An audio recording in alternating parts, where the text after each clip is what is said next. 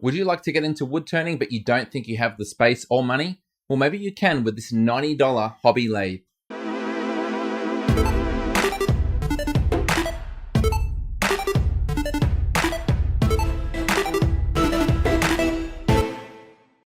I know I've said this before on this channel, but it's true. I'm always looking for new ways to push myself and to become more creative. I've done a little bit of wood turning in the past, but I simply don't have space in my workshop for a full-size lathe. When I was browsing Banggood, however, a mini lathe caught my eye. There's a range of these available, but this is actually the most powerful one, and it comes in at only $90 if you order it from the US warehouse. What can you use it for? Well, they suggest beads, but as you'll see in this video, it's got wider uses than that. Now, there are other cheap lathes around, but you're going to find they're much more expensive than this and much larger. This example from Harbor Freight has no doubt a lot more potential than what I'm showing you in this video, but it is much more expensive and much larger. Banggood agreed to send me this one out for review, so that's what you'll find in this video. And I should say that by no means am I an expert on wood turning. I'm definitely intermediate at best. An experienced user will be able to pick apart the technique you see here, but that's not the point of the video. This is to show you how this could be a nice gateway into a really fun hobby. Hopefully I can at least get the basics right, but we're going to start firstly by looking at what comes with the lathe. Here are our main components. For the headstock, we have a key chuck and a mounting screw, and we have a rotating tailstock down the other end. It also comes with this acrylic cover. I don't really know what it's for, so I didn't really use it.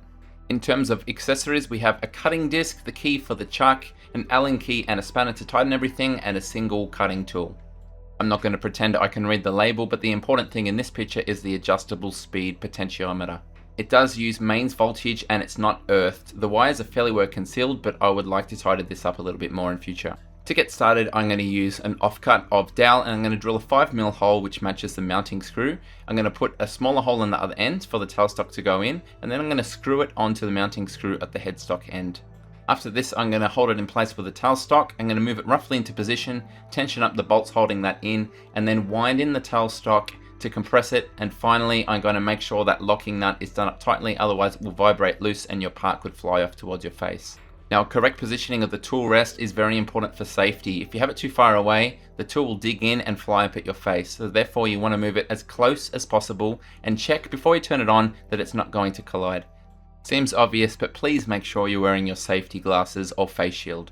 When you first turn it on, you'll see that it vibrates quite a bit and dangerously moves across the table. This is not the way you want to use it. You want to secure it firmly. I had an old bolt and T-nut, and I slotted it into the extrusion underneath with a couple of washers and a disc, then used a screwdriver to tighten it from the underside of the table, clamping the whole thing down. It felt tight, so I was good to go. Now, one downside of this unit is it does only come with a single cutting tool, and it's good for doing straight edges and channels. What I would recommend is getting a gouging tool like this one.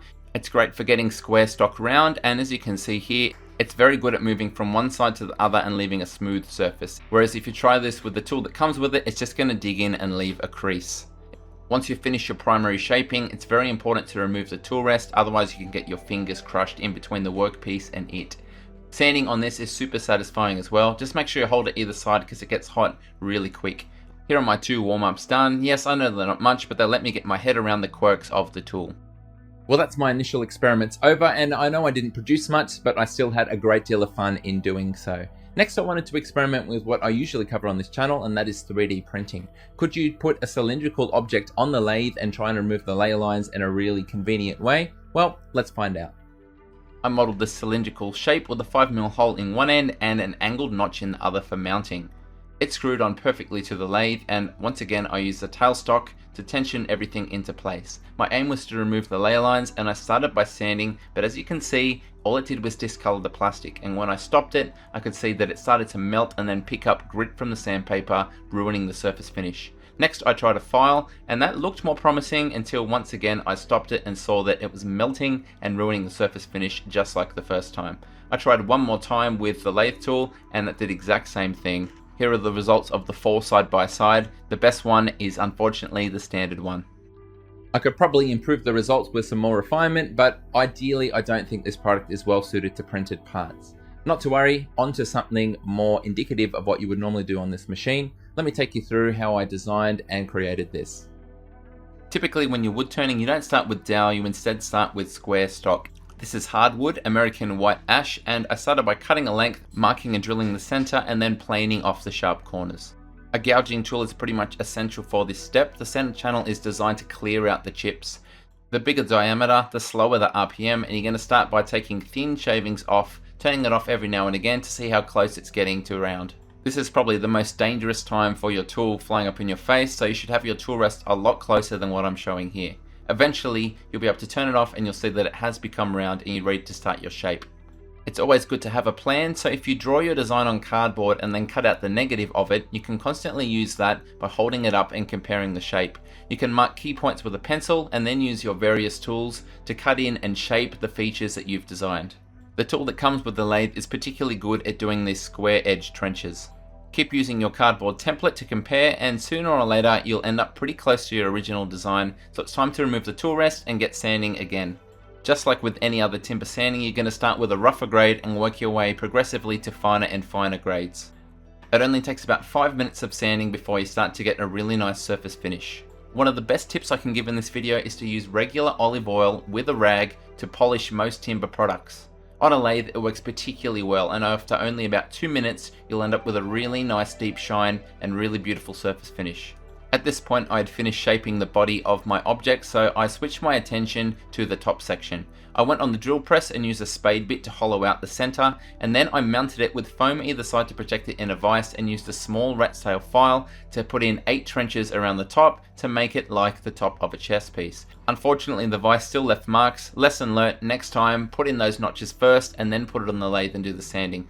I tried to sand and polish them out, but the damage was done. Unfortunately, they're still there, but overall, I'm still pretty happy with this.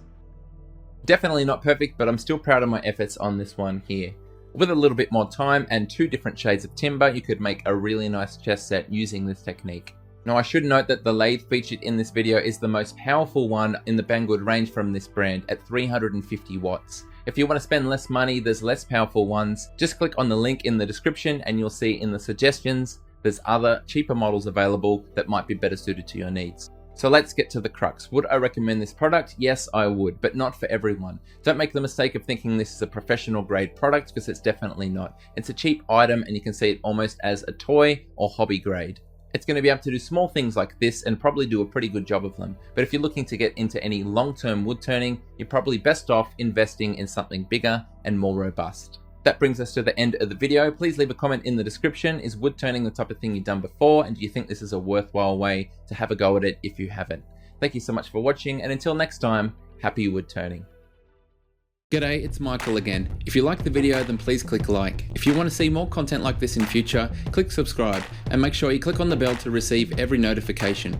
If you really want to support the channel and see exclusive content, become a patron. Visit my Patreon page. See you next time.